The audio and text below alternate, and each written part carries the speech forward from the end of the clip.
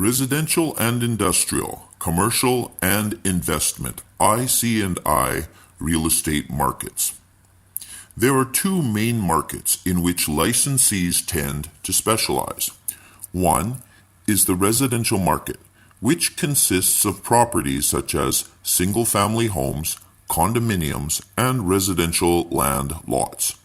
The other is the industrial, commercial, and investment, IC&I market, which covers a wide spectrum of real estate, such as shopping centers, apartment buildings, hotels, and industrial property. In this section, we will discuss some of the differences between these two major real estate markets. Size of transactions. Residential sales may range in price from a $10,000 mobile home to a $20 million or more waterfront mansion. In contrast, IC&I properties may range from $5 million for a small development site up to $100 million or more. Frequency of transactions. Residential sales occur on a continuous basis, and the average residential representative can expect to be involved in a number of sales per year. IC&I representatives, on the other hand, generally make few sales per year and may be involved in leasing activities. In some cases, it may be more than a year between major sales. Market segmentation. The segmentation of residential markets is far more limited than IC&I markets. For example, the classification of homes could be broken down into condominiums and single-family residences, and could be further broken down by social class, price, and location, whereas the IC&I market consists of an extremely large number of potential market segments, as shown in the chart below.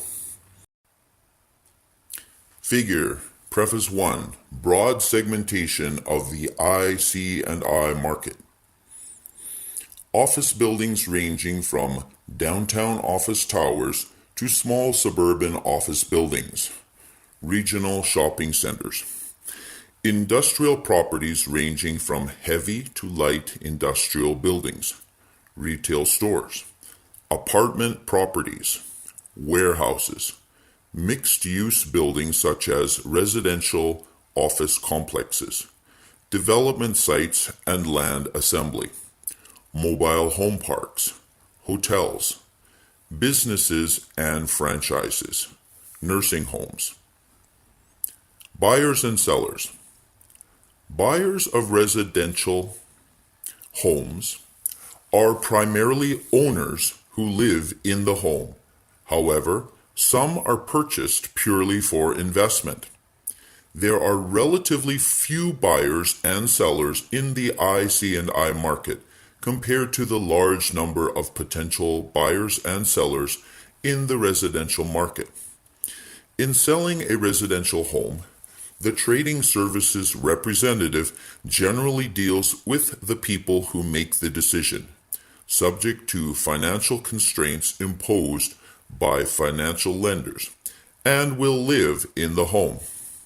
This is not always the case in the IC&I market. Depending on the company, the person with whom the trading services representative deals might influence the buying decision, but not make the final decision. For example, the purchase decision may have to be submitted to a board of directors for approval. In this case, the representative may never meet the final decision makers. It is important for the representative to identify who is in the buying center, what role each person plays, and the extent of each participant's influence. More extensive research is usually necessary. The decision process.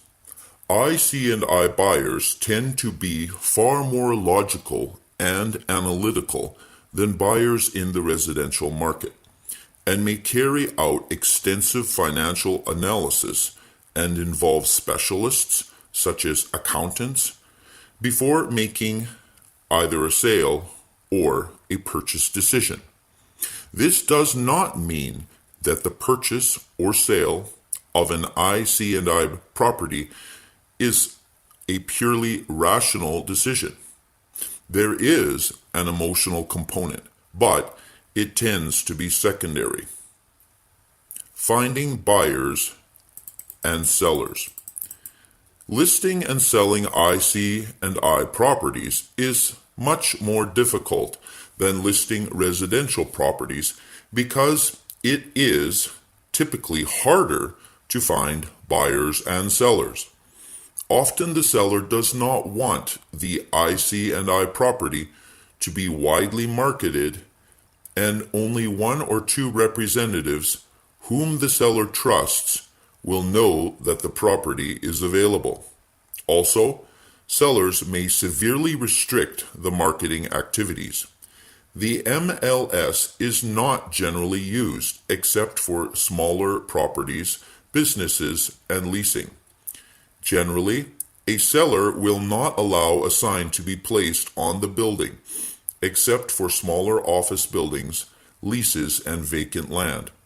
In contrast, the MLS is frequently used for residential properties, and marketing a listing is an important aspect of the selling process. Financing.